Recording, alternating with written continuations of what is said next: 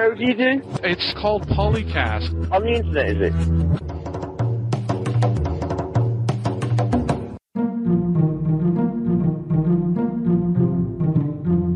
This is no ordinary game. It is incredibly challenging, instructional. I mean, the sheer number of options built into it, staggering. How does one play it? Figure out the best way to run your country. We are live. We are live. Whee! Okay, I guess we have to do introductions. Real life geeks. Welcome to PolyCast, the official podcast of Apolyton Civilization Site. I am Imran Siddiqui. Imran Siddiqui on the forums. Hello, me. Joined by DanQ, the big owner of the big cheese. Say hi, Dan. Hi, Dan. With the power of the banning rod. Banning rod. Ooh, banning rod. Wow. Keyboard of death. Imran, you can visit girls playing Civ later. I was typing. I'm writing my hate mail to Dan right now. Dan, I am offended. Dear Imran, I don't care. Damn you! Well, it's true you don't have to listen to PolyCast to insult me, but it does help. Makes it easier. He's got powers, all right. We just don't ask about them. It's for the best. Oh, by the way, anyone hear Wouter lately? Hi. I'm also joined by Makahlua. Hello. Hello. And our guest host, Impaler. Hello, everyone. Kenny here. As a long-time Civilization 4 modder, been modding Civ 4 pretty much from the day it came out. Most of my mods are over on CFC. Been on Poly for a couple of years now. And that's about it. All right. Oh, Dan, don't forget my power. Oh, that's right. Dan, you got to do that one. I have no idea about what power you would give him. The power of subversion. Power of subversion. Everyone check out Mackey's blog. It has the best title ever. Yes, I noticed. Pictures of me? I stole it. What's the title? Girl playing Civ. Girl playing Civ. Webcam. No. You like that? You want me to build a city? You like that? Oh man, she's building a city. Take a look. Hate mail, please direct to. I haven't gotten any hate mail. I'm very disappointed. I've insulted Mac users, Linux users, call to power people. I mean, what does it take? You know, Imran, there was a Call to Power port for Linux. Go for it. The worst of both worlds? No, actually, no, that's not true because, you know. Oh, yeah. How many groups can you insult at the same time? Jerry. At least Linux is not a Mac. Well, actually, they're both Unix, so...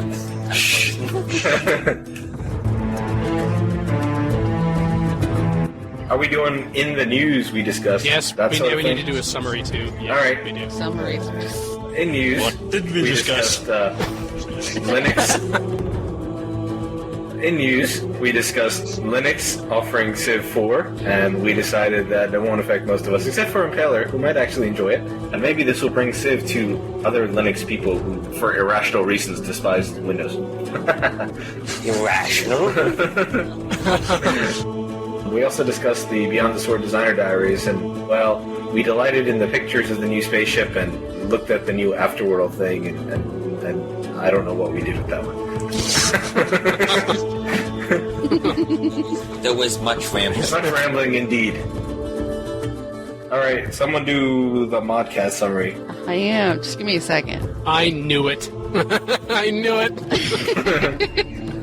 It's my pet topic. And over in this week's podcast, we talked about if human players could have diplomatic modifiers like -99 your Montezuma, what moments just make you really give up in a game of Civ. We got Imran to report to us how does Civ 4 run on Vista. And we briefly touch on Civ 4 being released in China. Of course, it's more like the all your base are belong to China version. In the workshop today, we covered large popular modification Total Realism for Civilization 4. We also covered the Lost Wonders of Civilization, adds new wonders with new artwork. And in the Senate, we talk about civic combinations and why Dan and Impaler disagree to agree. We also talk about what to do with your second and third grade scientists and about Japan and why it sucks.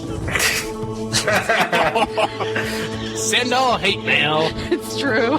And we talk about what Dan should do to improve his game. Stop taking advice from Imran, number 1.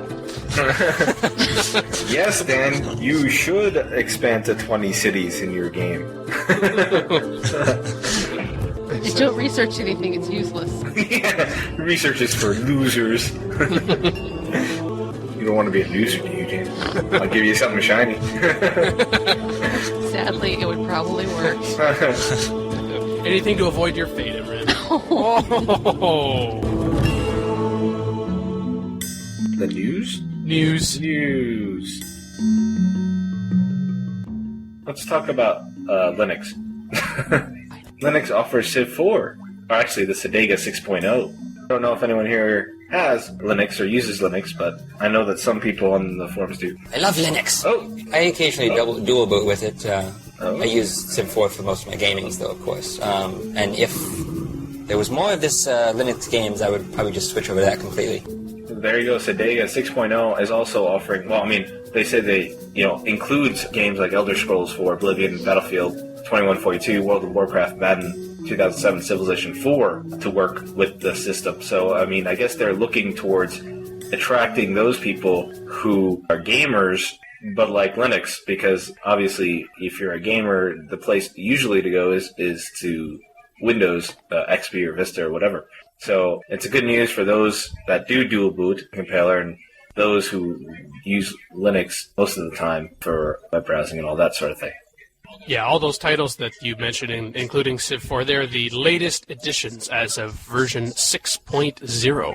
Ooh. And users can get all of this for a monthly fee of $5 US, or if you purchase a month in advance, you get some sort of discount. I think it might also have something to do with the fact that Python is, completely cross-platform too, and that's a large part of Civilization 4. So it's easier to make a game like that cross-platform because a lot of the code is in Python. Yeah, so this Siddiqui from Trans Gaming, I guess the software has been around for a while, seeing as how we're up to version 6. Apparently, if you subscribe and you get access to this, you can, reportedly, I'm just quoting from the press release, influence Trans Gaming's development activities through voting ability in the Siddiqui community, unquote. That sounds like a lot of hurt there, Trans Gaming. You should follow the Apolyton example, which is not having democracy. Or dictatorship. Yes. Come on now. And backing our words with nuclear weapons. Like I said, a good development in the world of Civ. More Civ, more places is good for all of us. Oh, more people to defeat me. Sigh.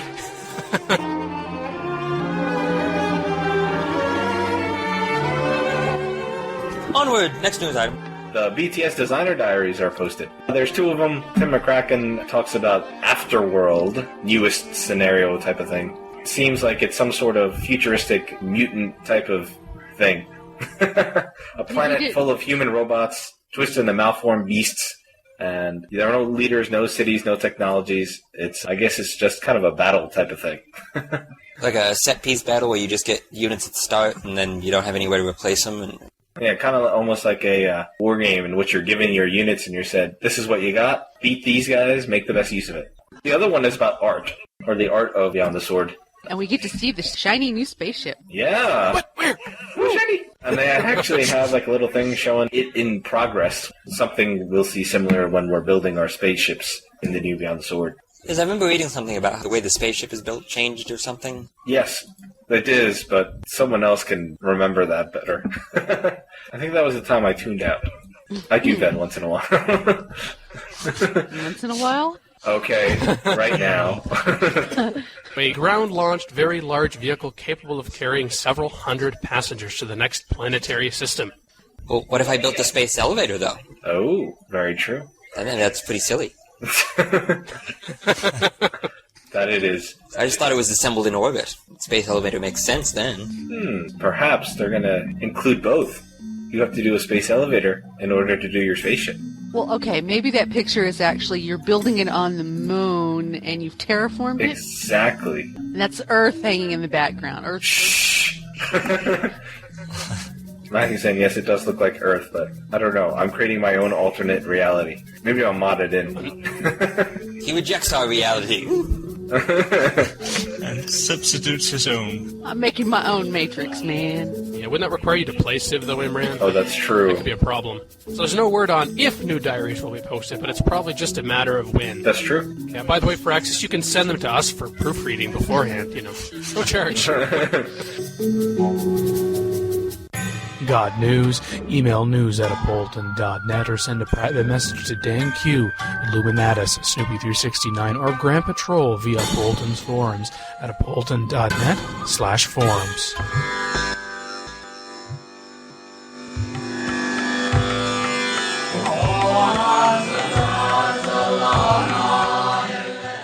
The map was of a fictional civilization as part of a simulated world. Sweet. Yeah, what you do is you take these countries that are already in a database, you assume control of them.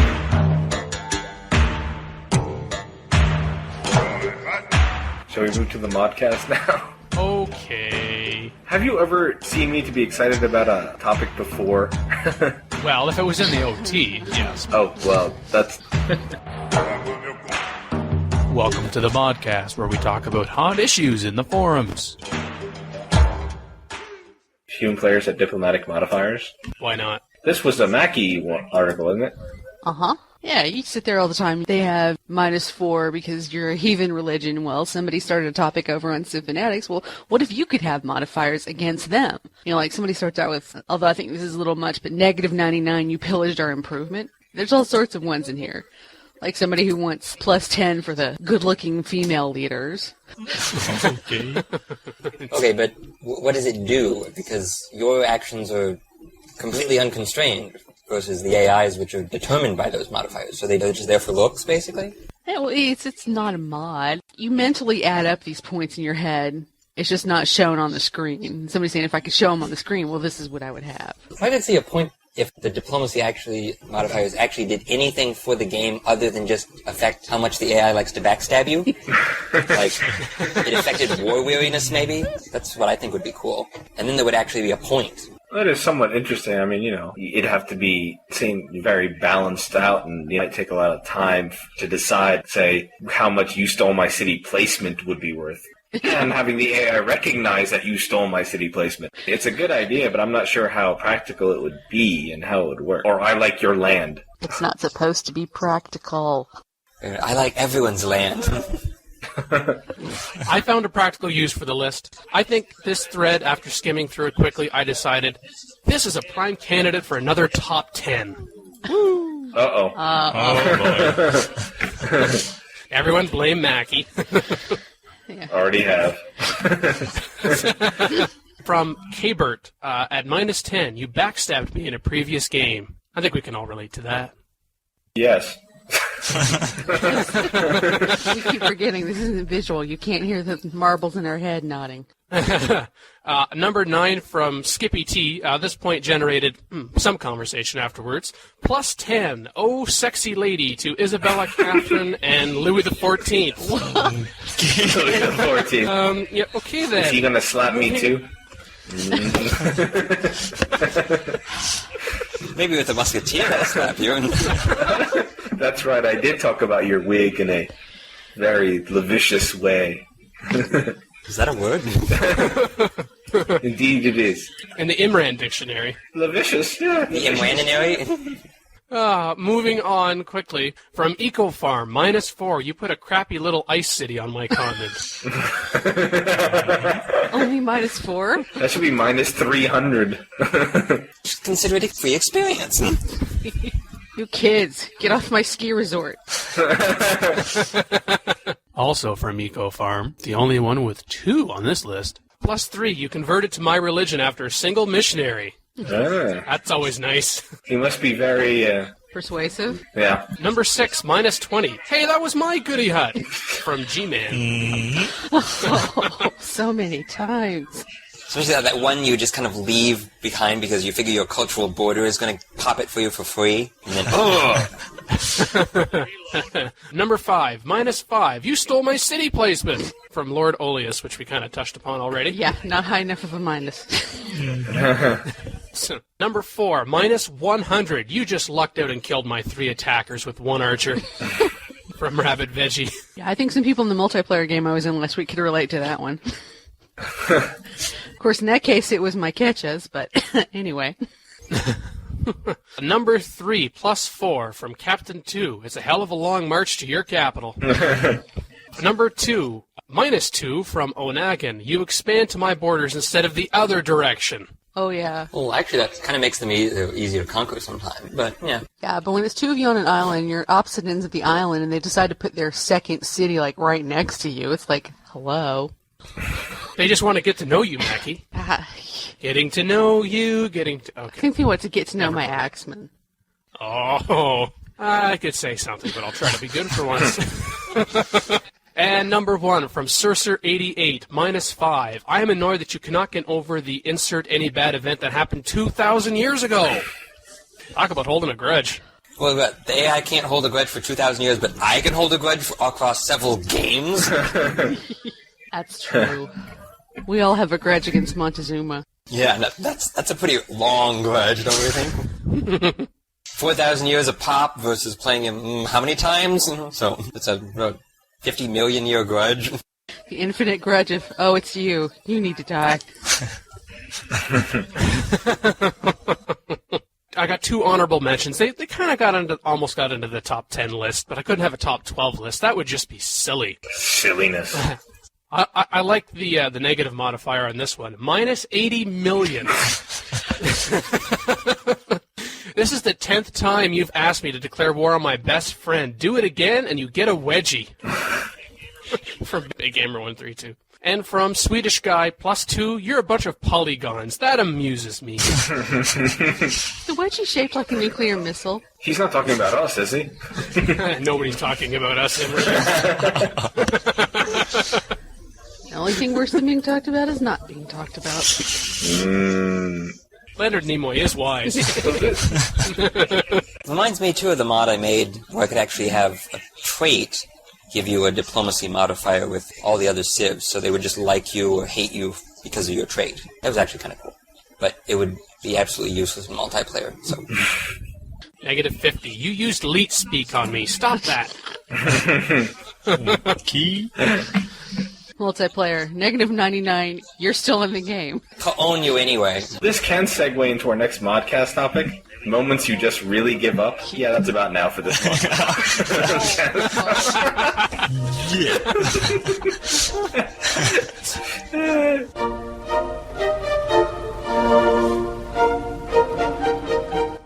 The idea here is when you're just so far behind that you don't consider the game worth trying to finish, and you know you're going to get creamed eventually, but you just don't want to see it happen.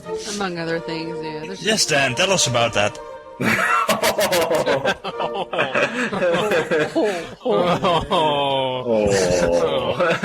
What is it? I know a lot of people want to play to the end, but I don't think there's any shame in giving up while the giving up is good. Yeah, typically I'll only give up in a game if I'm in last place and I really feel them breathing down my neck and I know the final blow is going to come. I usually give up before that war actually starts. Or just as soon as they declare on me and then everyone dogpiles me. And I didn't even wait for the troops to show up on my borders. Bye. Well, I know I don't play it as frequently, but I mean, I have no qualms about if I'm starting off in a really crappy place to just be like, all right, I'm just not going to continue this. Yeah, me too. I mean, I know some people like the challenge, but, Yeah, like I'm surrounded by ice, and I've got this little patch of 8 tiles without ice. Yeah, forget it. And you have to go at least 5 or 6 tiles to cross the ice to even get to tundra. Yeah. I've had that map. Just to get to the tundra. Yes. You're like, okay, I like to play from hard starts, but this is ridiculous. Oh yeah, but I get 3 crabs. Oh. And then someone from another civ comes along and puts one on the ice.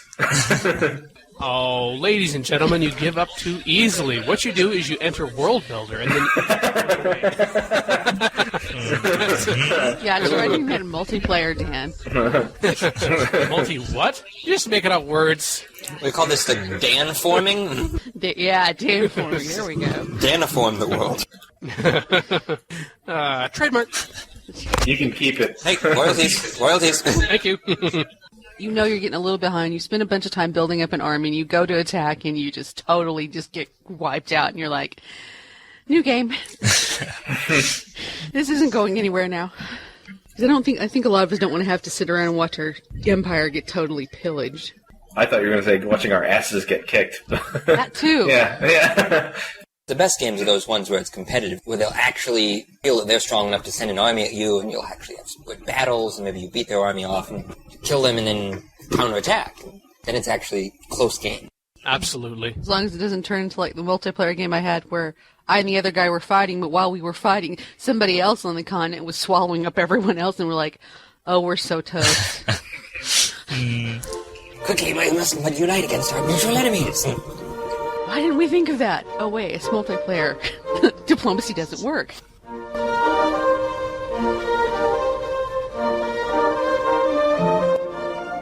So, Imran, how does it play on Vista? Well, it plays well. We know when you mute. I was typing something, damn it. Unless you want to hear that. Do you like that, Dan? Oh, you have Vista? Oh, I'm so sorry. No, it's fine. I enjoy it very much. The way that Vista works, I mean, they got DirectX 10 on it, but when you install Vista, it asks you if you want to install DirectX 9. Now, I know a lot of people have problems because they said, no, I have DirectX 10 on Vista already. But the thing is, on Vista, DirectX 9 and DirectX 10 can exist together. Basically, it's kind of a compatibility mode or whatnot. But you install that. After that, I mean, it really works pretty well. Now, a lot of people say that it will probably be slow on Vista, but then again, Vista does require a lot more resources to run in the first place. So if you have a computer that can run Vista, I see no problems with CivIV at all. I mean, I played it for a few hours a couple of nights ago, and I mean, it was very smooth, no slowdowns whatsoever. Brilliant, I guess. Oh, you were playing on the tiny map, weren't you?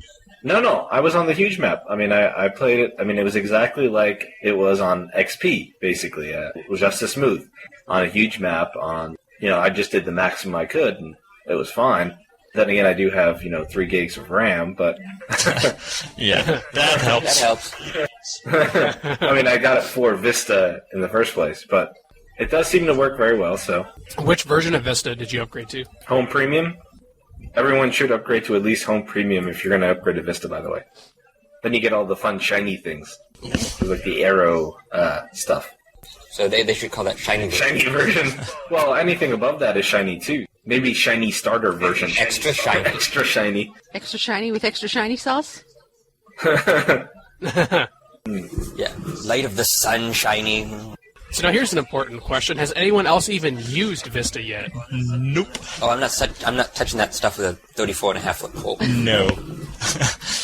At least not until the first service pack comes out. No, in a few years when I actually have to have... Yeah, I got it on the first day. Yes, and we're all happy for your beta testing experience. Yeah, Yes, thank you for being the guinea pig. I haven't had a single crash, so there's nothing for me to beta test, sorry. You and 2 others.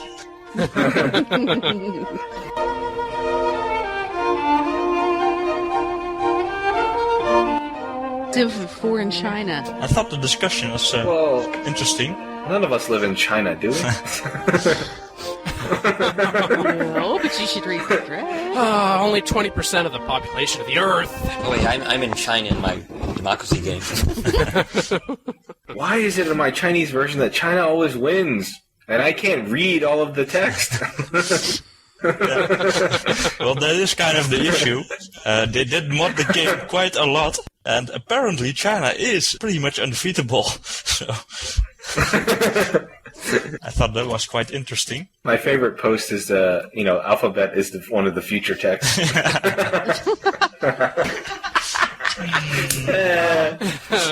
Yes, that will get Apolyton a lot of new Chinese posters.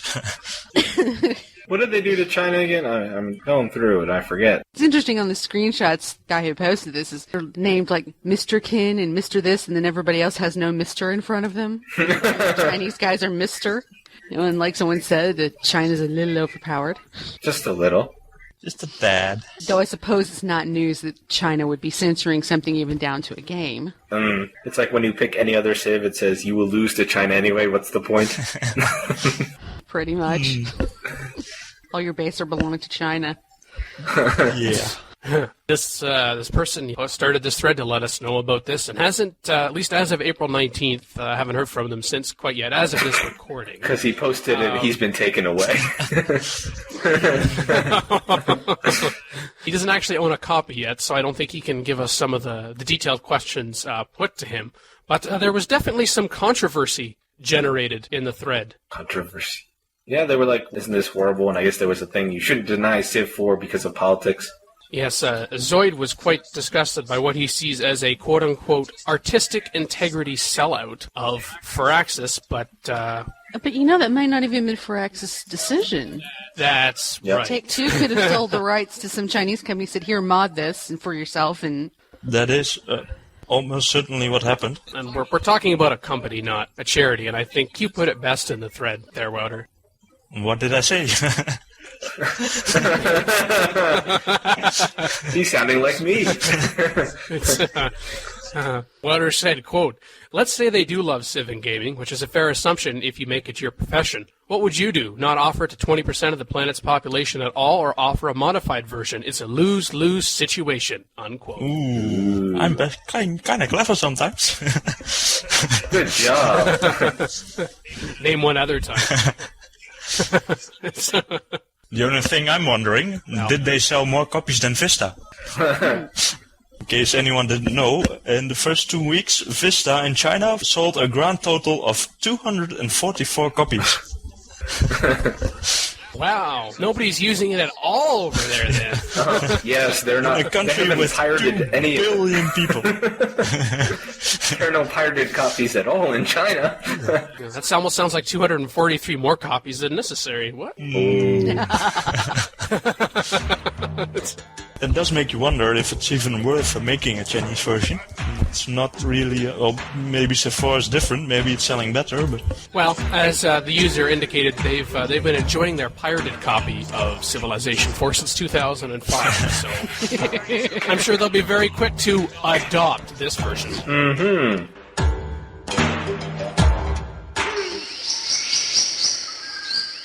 So how do you win this game? It's not really about winning. It's more about whose society outshines the others. I mean, who creates a better infrastructure? Who's better at trade? What? Hey, don't start. I tried to negotiate with you. Making a list of demands and not giving anything in return is not negotiating. I offered you an entire crop of beans.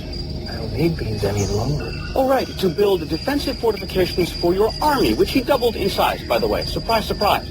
I only did that after you started cheating. I did not cheat.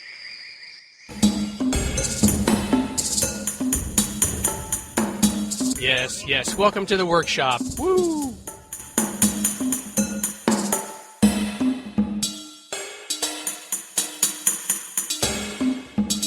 In the workshop, we play with Creative Game Works.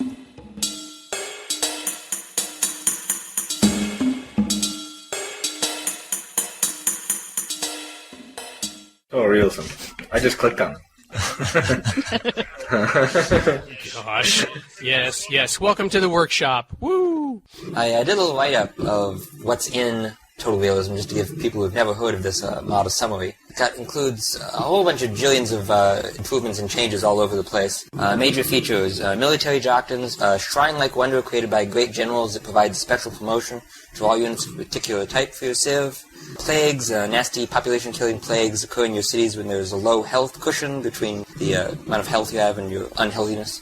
Revolt, your peasants will revolt under certain civics, the primitive ones, giving you a kind of instant internal barbarian pop around your cities, and you've got to fight them off. New leaders and civilizations, couple in there. Not sure if that includes Canada, though. New traits for some of those leaders. Inquisitor unit that can remove religions. It's like an anti-mission, very popular mod by Lopez, originally. And improved Civilopedia, and Generally, the concept of the unit of the mod stating its goals is to extend a more realistic modification to Civilization 4, allowing for longer games, longer wars, and more intense gameplay. Oh, and fun, too. Yeah, that's always a good goal. That sounds like a lot of stuff. It's not a small mod. Apparently not. No. I was looking through the feature list on the website. They're having a chance to play it myself, but I see we have varied religion traits now. Yes, I think they included Zoroastrianism as a religion now. Yes, described as the most fragile religion, where Homan says that he was surprised by Cyrus the Great being one of the Persian leaders while not at the same time integrating his religion into the game. Yes, Zoroastrianism was the primary religion of ancient Persia, wasn't it? Using that argument, well, we have the Inca leaders and the Aztec leaders, and we don't have their religions in the game. Baby steps. Baby steps.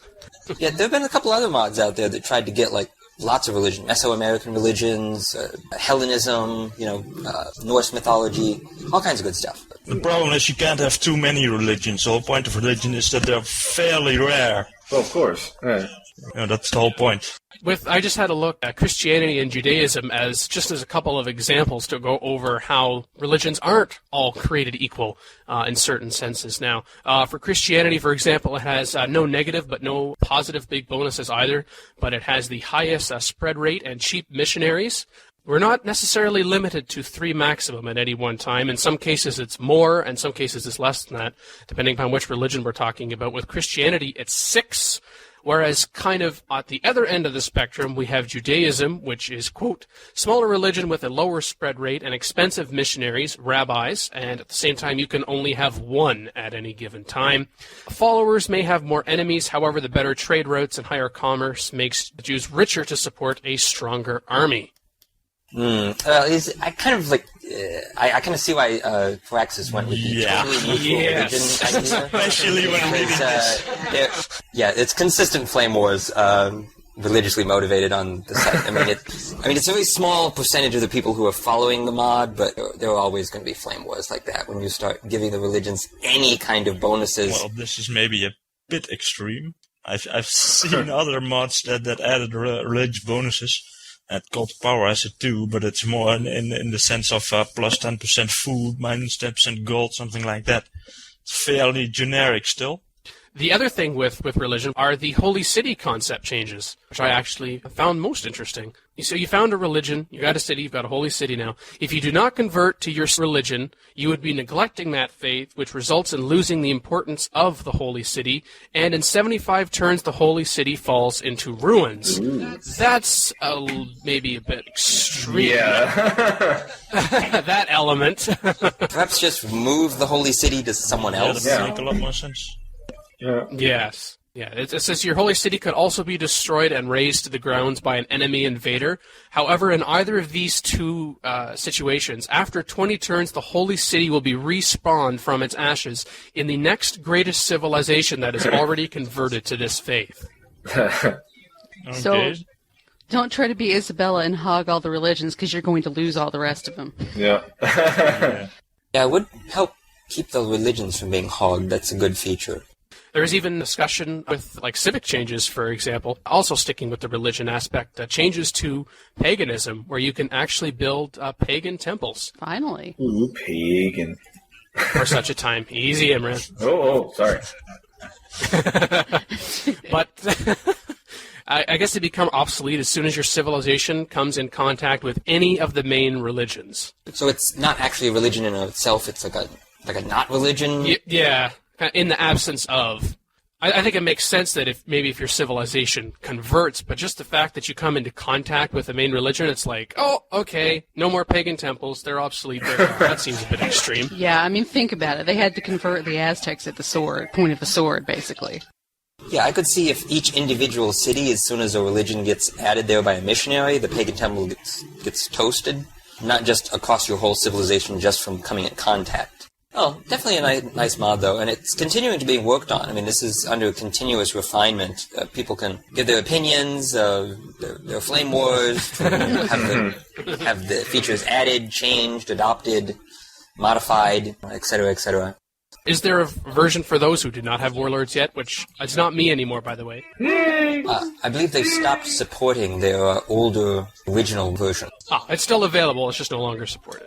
I believe that's it. Okay. So a lot fewer features there. Okay. All right. So now, everyone who doesn't have Warlords, log on to Apolyton and click on some... Oh, wait. Ixnay on the... You knew that was coming. I think they will probably come out with Beyond the Sword versions of this and most other big mods out there. And people will just convert because of the new features and things that are available. It'll probably be like 3-4 months before you actually see these mods fully converted over. Yeah, we might be lucky to get the big mods converted by Christmas. Yeah. What, Civilization 5? Oh, man, come on, I haven't even finished converting. Could you delay it a few years?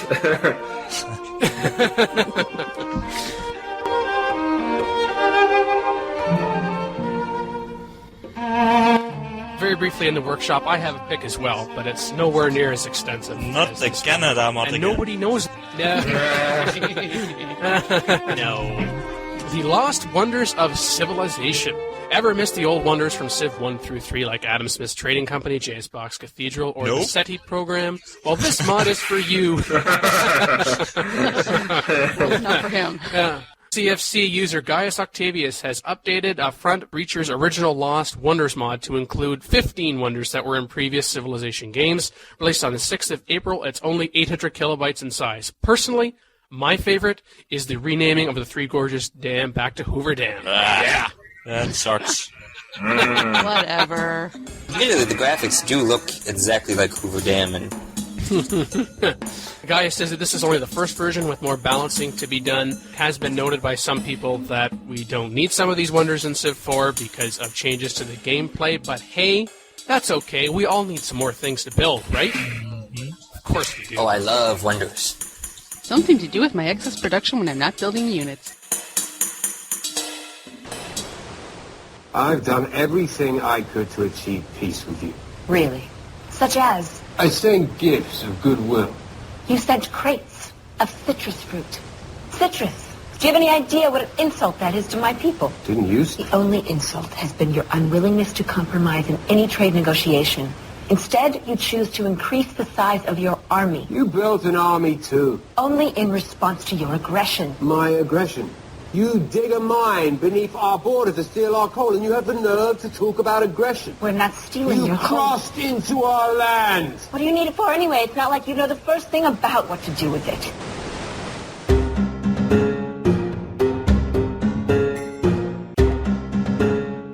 Let's move on to the Senate.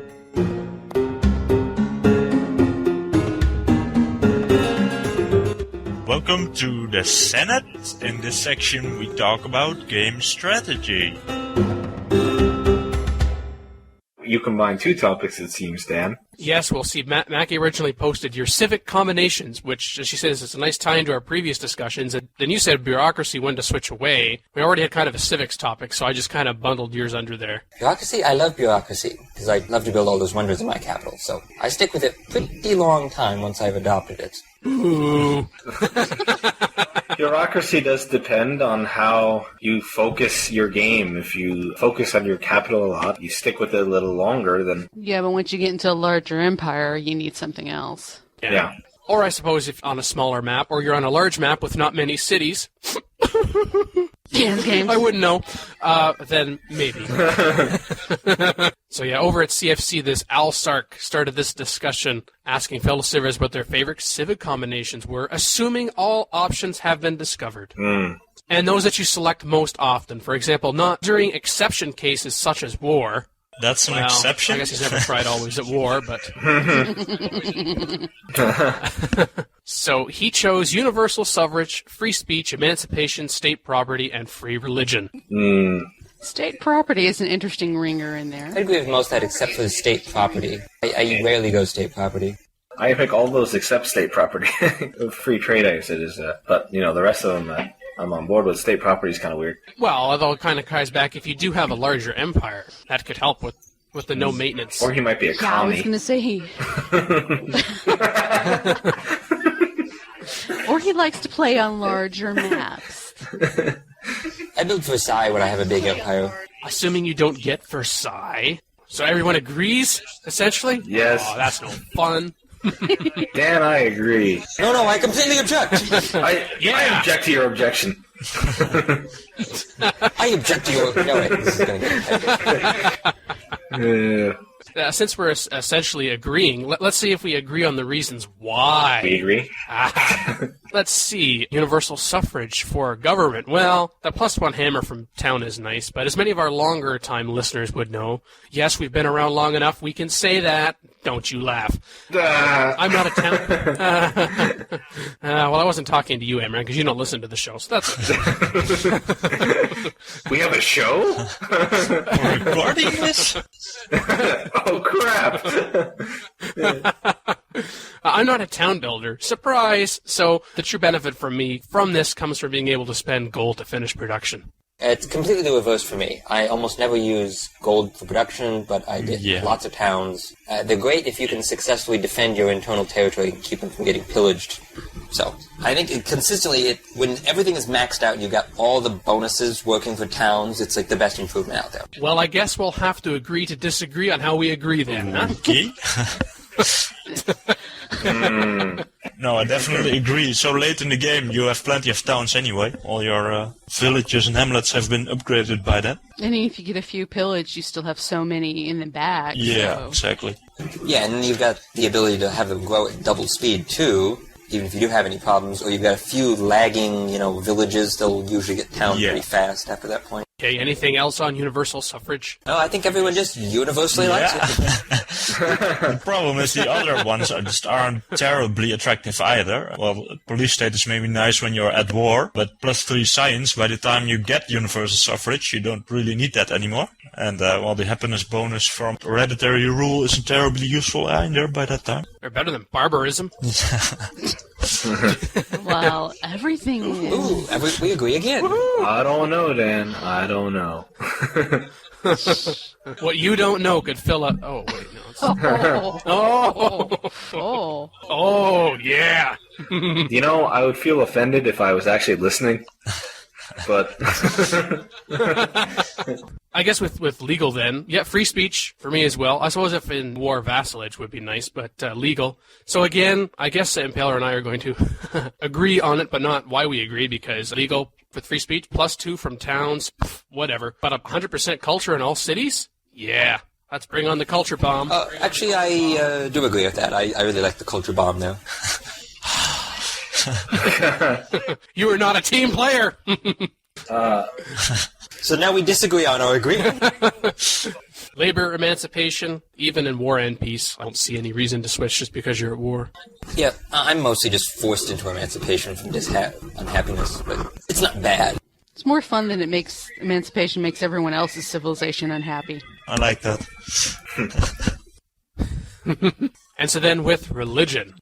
Sometimes I'll stay in organized religion really long time to build more wonders. Yeah, especially when you're still setting up your cities. It makes it go a lot faster. So ultimately free religion then? Yeah.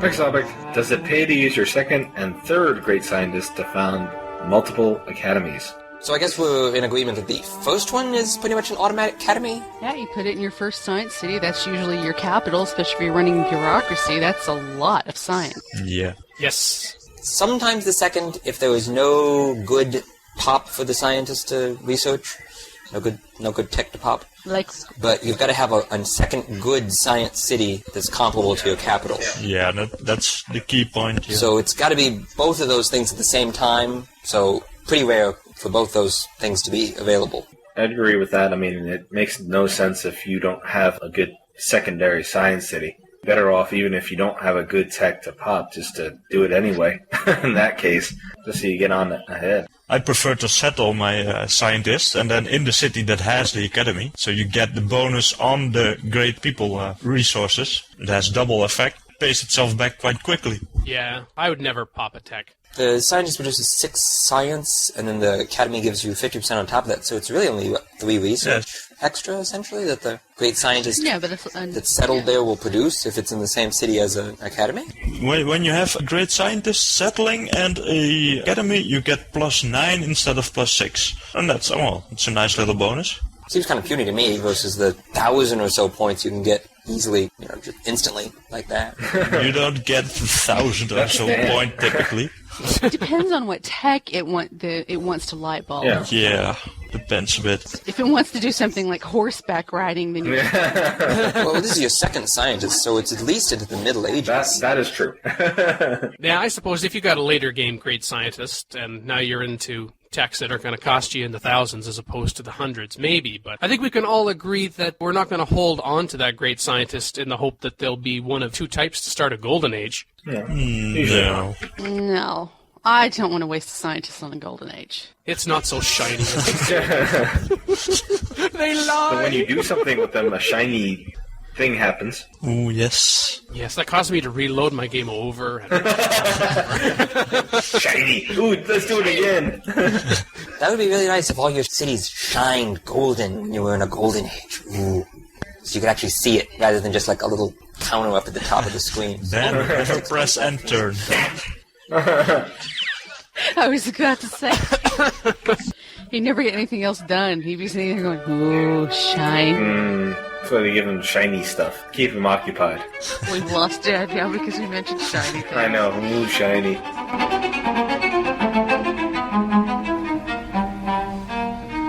Anyway. Next topic. Japan strategy. Man, it's hard to play. Somewhere in Japan. Oh, sorry. And Moses Presley posted this in the middle of the night, he feels, needs to tell us. Then he thought better and deleted it. And now he's reposting it. This is why you don't drink and try to post. Really?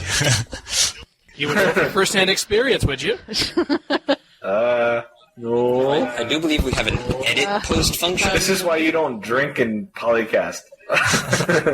You don't? Ooh. Apparently, he knows that warmongering is the path for the Japanese, but he finds it extremely difficult in Civ 4. Prior to construction, cities are difficult to take. He posted a save, he said, as well. Well, what are Japan's traits again? Protective and, Vanilla, aggressive and organized, aggressive and progressive and warlords. Well, I don't know his Japan problem. My Japan problem is my economy keeps tanking, and I can't quite figure out why. Disclaimer, I've never played as Japan. So what you want to do is... That doesn't help me, Dan. Yeah, well, you've got traits that do absolutely nothing for your economy, so you've got to win the game purely on military, basically. Exploit both traits effectively. Defend yourself when you need to, and be able to use your aggressive samurai guys to beat up everyone, pretty much, at that point in the game. Yeah, that's where I keep running into the problem, is about the time I get the samurai, my economy's going... You can't actually build enough of them to effectively utilize them. Exactly. By the time I get enough built, my science rate has dropped into the toilet, and I'm not necessarily going to win, even if I take a stack of samurai out there. Yeah, getting a religion is actually really surprisingly more important to your economy than anything else. You can build shrine and a lot of the gold coming in from that. I mean, yes. I noticed a huge difference because of that. So I think that would be a key thing to try to go for. Yeah, because I don't start with mysticism, so I get jumped half the time. I can't get to Confucianism before everybody else. I'll almost always shoot for one of the first two religions. If I lose out on that, then shoot for the next one. I try to get a religion by at least the middle of the game. Assuming I didn't have any religion at all, then towns, how to build your economy besides that. Yes, now we all know Mucky's weak point in games. Economy. Money? What's that for? Shiny! Shiny? Shiny! Shiny! What improvements do you usually go for, Mackie? Well, it depends on what I have in the terrain. But I have learned recently that I do need to focus a little more on my food so I can whip things. Maki whipping?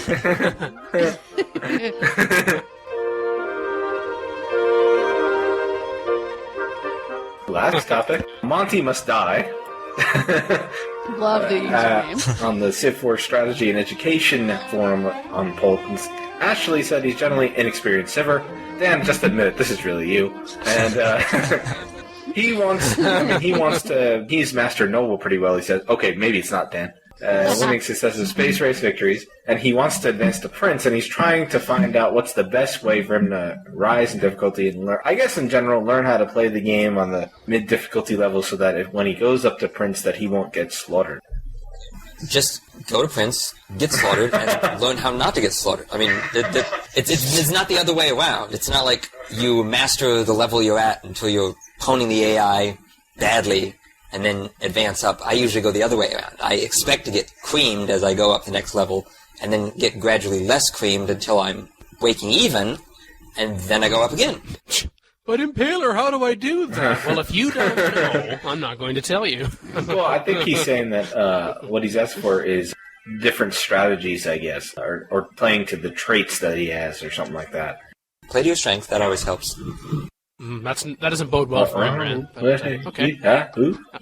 Oh. And he likes to do aggressive expansion to 8 to 10 cities. Yeah, his restrict thy neighbor strategy, where he'll aggressively expand, as Imran said, 8 to 10 cities early on with minimal defenses, and then he will wall and fill up his border towns with axemen and macemen. Build some castles, go for corporation, then railroad, and then onto rocketry for the pretty standard space race ending. All I'm thinking is that when you're advanced in difficulty, that sort of strategy might not work so well. No, you have got to get some kind of wars going on earlier than that. You can't just wall up, wait for the space. Minimal defenses is not good. And if he's doing I'm not sure what the size of map he's playing on, but 8 to 10 cities early on, doesn't that generally choke your economy? Yeah. What is the pretty standard space race ending? That means when you win in the space race. Yeah, that implies you to win, then. Really? That will never happen. I'm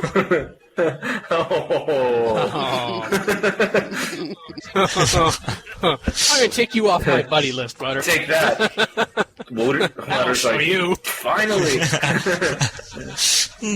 I've been trying for so long. But yeah, I guess the best advice is Impeler gave, just play it on the other level and you'll get your ass beat down and you'll decide that, well, this restrict thy neighbor thing is not going to work so well.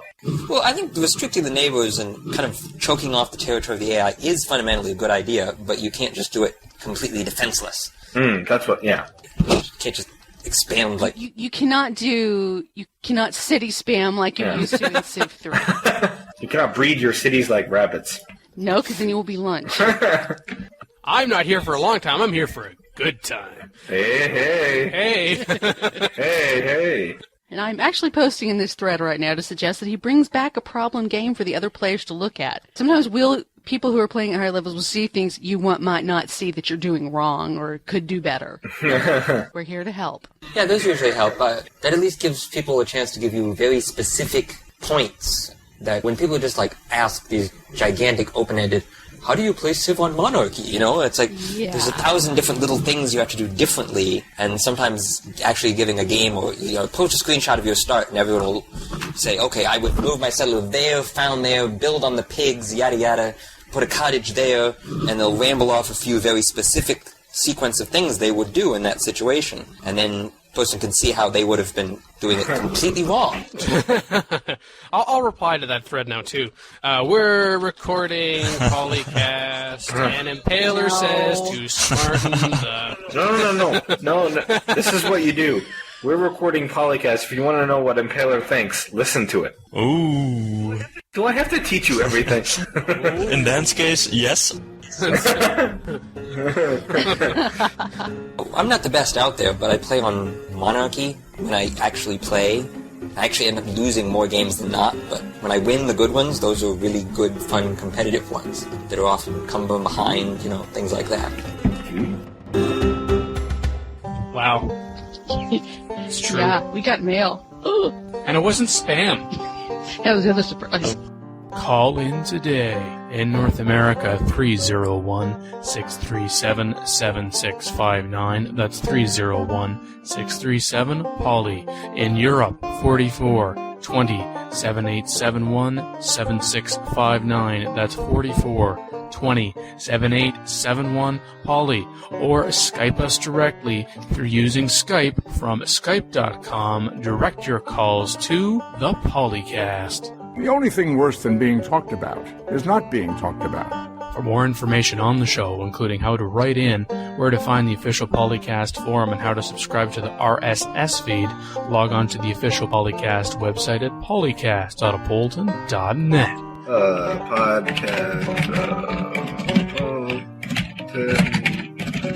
Type more quietly. Yeah, Man. seriously. That is nasty. That's what my freaking keyboard makes, damn it. What are you talking about? It's a perfectly reasonable request. Oh yeah, perfectly reasonable. I give you all of my food and my people starve. I am not asking you for all your food. Plus, I did say that we would make a deal. A deal. Oh yeah, baskets. Big baskets. 2 dozen of them, hand-woven and very nice. Oh, very nice. What am I going to put in? Huh? Certainly not food. You know what?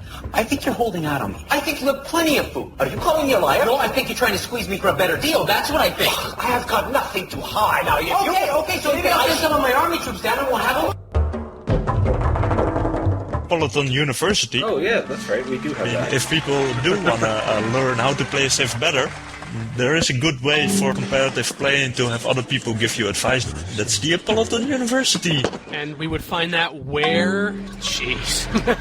Apolyton.net Really? forums? Wow, how could I figure that I don't know. Apolyton University. Sometimes I wonder.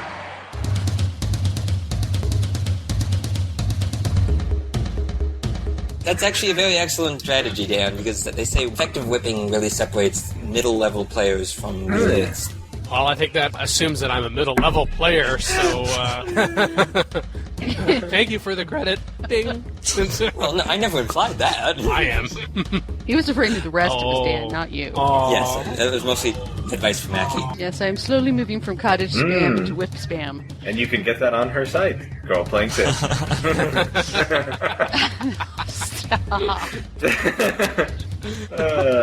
Oh, I forgot to brag about my Team Democracy game. My team's currently number 1. Yeah, I'm going to give a shout out to all my members of Team Alpha Centauri in the first Civilization 4 Democracy game, the one for the original. It's still going. Currently number 1 in score. That's alright. My horde team will come pillage them later. Oh, it's back and talk. Take a look at my stack of deaths. I prefer the term stack of doom. Stack of doom. Death, doom. It all ends in the end. Just the generic sod works as well. It's a whole new meaning for telling someone to sod off. Now, Mackie, say that again, only more slowly. Sod off. You like that, Dan, don't you? Should we move on? Yeah. Do we need to do a closing? I think we should. Okay. Who would like to lead us in the closing? Holy Sid, we praise you for these topics you've bestowed upon us. Is that the new religion in Beyond the Sword? Sidism? Are we done? I think so. Thank you for listening to PolyCast, the official podcast of Apolyton Civilization Site. I'm Daniel Quick, known as DanQ on the forums. I've been joined by Wouter. Bye-bye. Also known as Locutus on the forums. Mackie. Bye. Imran. No, you haven't. Sometimes it's hard to tell that's true, but Imran Siddiqui on the forums. Yeah, that's and me. That's you. Yeah, see, Dan, I got confused because you said my forum name, and I got that confused. And then you said my real name, and then I said, oh, yeah, that's me. Well, as long as you have an explanation. Okay. And thanks to our guest co-host for putting up with all of this zaniness, Kenneth Ferland, known as Impaler, WRG. Yeah, I hope to do this again sometimes. Thanks for having me. This is pretty cool. Yeah, so we didn't scare you away or anything. Yeah. No, I think I could become a regular on this show. Uh-oh. I might find someone to replace me. Ha ha. Yeah, I'm squeezing you out. Now that you mention it. Crap. Moving on. Okay. Keep on civin'. Yeah, I used to say that. Now I just say, what's it? No, you say topics? No, I'm not. Topics? Research? No one does any of the pre-recording research. What? Oh, what? Huh? Topics. Is that like topics? It is. Sid Mayer?